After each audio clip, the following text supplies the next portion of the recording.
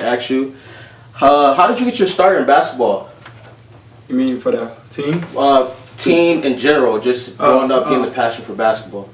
I mean, it's a lot. That's like a way back, you know. I started out with soccer, you know. Yeah, I think in my neighborhood then I came to play soccer because in my neighborhood we have different kind of sports. It like sporting event and field, you know. And I think I came to play soccer, and then one of my boys that had the soccer ball wasn't there on time, so we was kind of waiting, and then some other guys were playing basketball, and I think they were shop one, you know. So they were like, "Do you want to like play, just to complete us, you know?" So I kind of like was like, "Oh yeah, I don't mind," and then I played with them, and they were like saying actually, I remember they were saying like, this is not the first time you're playing this game. Yeah. You know, they felt like I was actually like, they kind of explained the rule to me, you know, but one of the things is like, so many times they called travel on me because I didn't know what it was, like, you know, what is that, like, you know, but it was pretty fun. I think that was how, I just realized my mind sort of shifted to basketball. Gotcha. Yeah. So like when you were playing back in your neighborhood, did like they tell you like you're kind of good, kid? Yeah, it's more like how like it's like amazing for you to play this game for the first time, and you're actually like running around, doing a couple stuff that that could be very unusual for someone that's doing it for the first time. You were just a natural. Yeah, you just natural. Yeah. You just knew how to. Yeah, I mean, like I feel like playing soccer and also transiting to basketball wasn't like athletic wise, it wasn't like very challenging when it comes to that because you already had that foundation. The foundation, the footwork, yeah, you learn. Yeah, you just have to learn the rules and also the fundamentals. Yeah, really. exactly. Yeah. Tell us a bit about your experience as a black female athlete here at Ithaca College. We just went into being a predominantly white institution, so being a black female athlete, how was that? Honestly, at this particular school, it's not great. I think, at least on my track team, I don't want to speak for all the other teams. There's 60 girls on our team, including, distance and cross country, but there's only 6 people of color on the track team. I'm the only senior of color on the team, so, excuse me, I take that back. I'm one of 2, Lucy. Hi, Lucy. But it's been a challenge because I haven't really had a connection I might have been able to have if there were more people of color on the team. I don't know if it's just from like recruiting purposes or just the financial standpoint of some African Americans or people of color, excuse me, not being able to come here. But it's been kind of difficult because I haven't really had like a cohort of certain things, because like certain situations or things I can only talk to with people of color that some white people might not be able to understand. So it's been a little bit harder just being able to talk to people, I guess I should say. But being a captain, I've kind of had to learn how to kind of put my feelings aside and kind of just like be able to be as diverse as I can be. But it's still a challenge. You definitely grew up in a background that's different than a lot of the people who came to school here. You grew up in the area. Yep. So you kind of know a bit about the area. So like, how did growing up in this area like help you transition to going to school here and like being with people who might not be from this area, like might be from different cultures and different and like different experiences that might not have shaped them up, especially for this? Yeah, honestly, it didn't prepare me that well.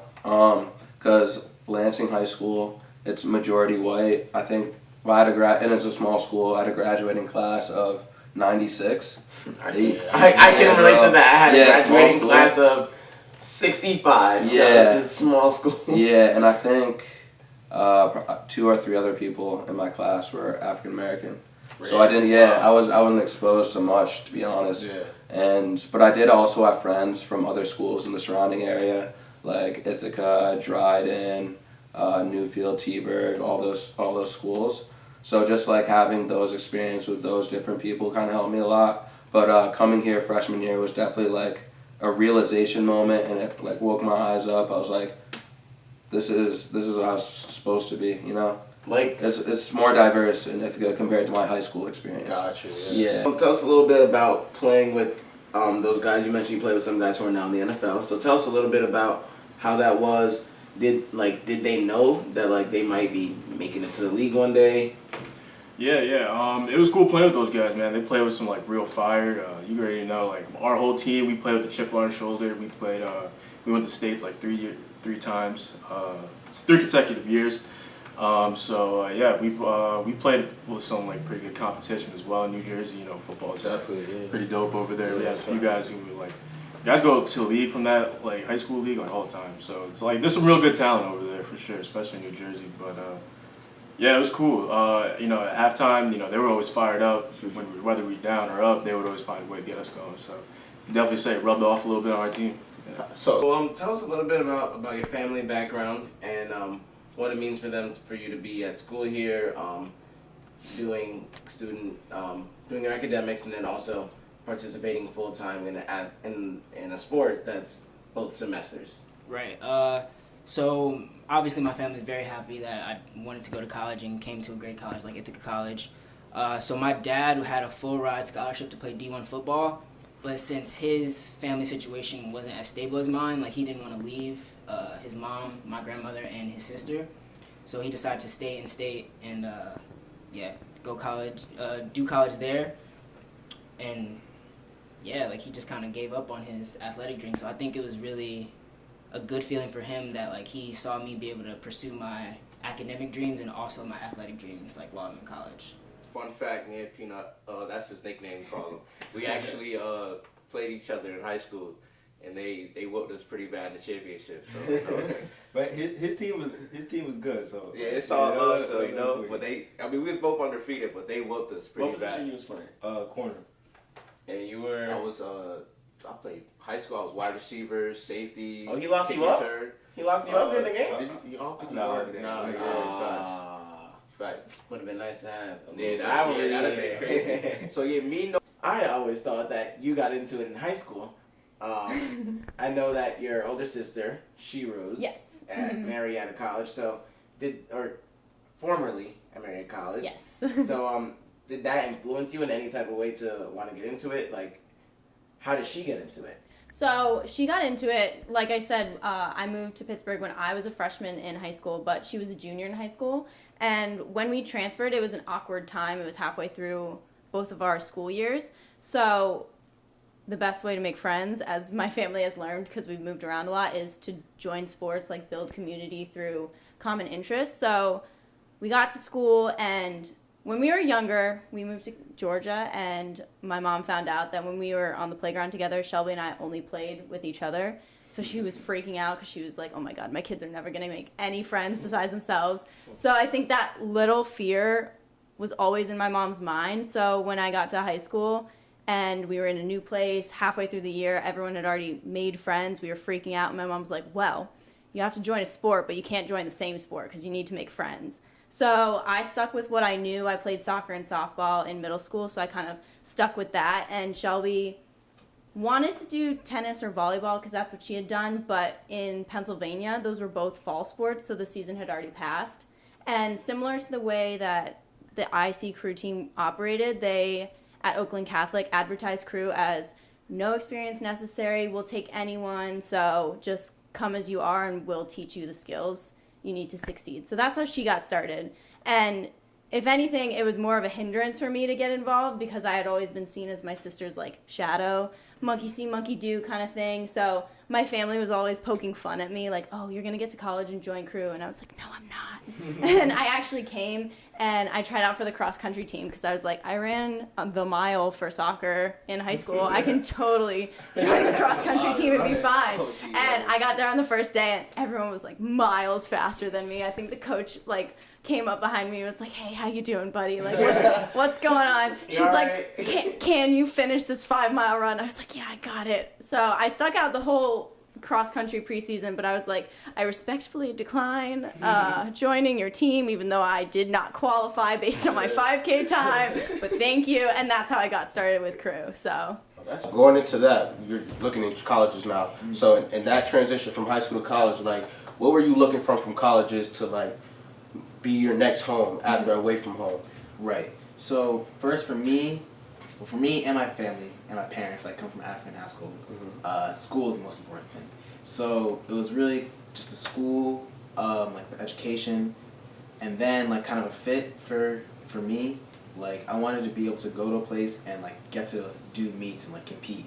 Like it wouldn't have been great for me to like go to like maybe a bigger school and then not be able to compete as much and just say, oh, I went D1, as opposed to like going to a smaller school like Ithaca, where I still get to compete at the bigger school meets, but I get to also compete at smaller meets and then move on top of that. So it's a kind of combination of like the athletics and education. Gotcha. So now, like we're at Ithaca, and it's a predominantly white institution. So, what has helped you? What has shaped you when you're back home? Shaped you to prepare yourself mentally for like a predominantly white institution and be.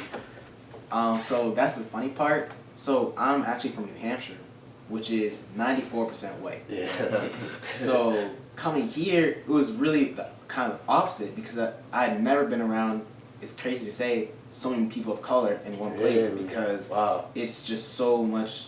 There's so many white people in New Hampshire. Yeah. And like I was like the only black person to graduate in my school. Like it's crazy. So like, yeah, like I said, it's the opposite. Like coming here, it was like wow, diversity. Like African people, like black people, like people of color. Like yeah. So for real, it was kind of. And like, we want to start off with you. How did you get your start in football? You know, growing up, my friends used to play and stuff like that, and everybody used to try to get me to come out because we would play at like recess and stuff like that. But like my family situation, like I was never stable and stuff like that, so like I never wanted to just hop on a team because I never knew if I would be able to stay on the team for the whole season. So What do you mean by like it wasn't stable? So like I was in and out of group homes my whole life and stuff. You know, family situations were tough, times were hard, stuff like that. And then eventually, when I got to settle down in the end of like middle school, high school, I went to this group home that was long term. So I ended up playing football in 9th grade, and I just took off from there. That's awesome. Yes, sir. So what were some of your goals coming into the season? Did you complete anything? Like, did you think it was a great season for you guys? My goal this season was to have another 1,000-yard season, and team-wise, just make a playoff run. Unfortunately, we couldn't make the playoff run, and then the 1,000 yards didn't happen for me. I had a contusion in my quad, which took me out for 3 games. So you're still going crazy, bro. Still going crazy. Yeah, Go talk. I was trying to do the best I could do for my team and stuff like that, and but this year should be something special. We're all working hard right now, so just stay tuned for that. How was that?